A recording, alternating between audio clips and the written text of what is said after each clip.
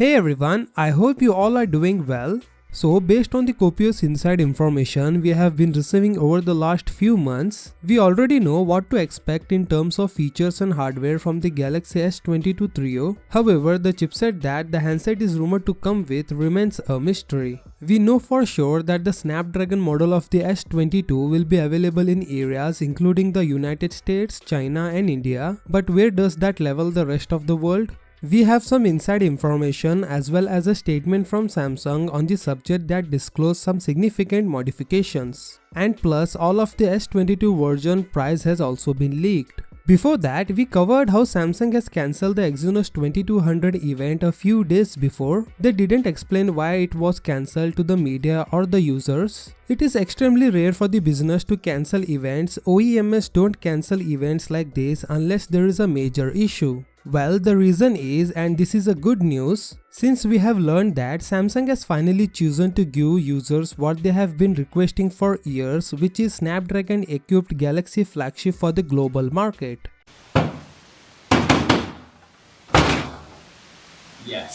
Yes, according to the tip, Samsung has opted to equip all Galaxy S22 models worldwide with the Snapdragon 8 Gen 1 CPU. This means that the Snapdragon model of the Galaxy S22 will be now available in places such as Europe, Asia, the Middle East and others. To defend the company's CPU, one of Samsung's executives told the Korean media that the Exynos 2200's production and performance are fine and that it will be released at the same time as the new Samsung smartphones, which many assume will be the S22. The new GPU is expected to overcome the shortcomings of the Exynos 2100 and they want to improve their competitiveness by loading the AMD GPU, the executive stated. So the Exynos 2200 isn't cancelled, it's simply postponed according to Samsung. But the point is, Samsung didn't say why the event was postponed and they didn't say whether or not it will happen next month.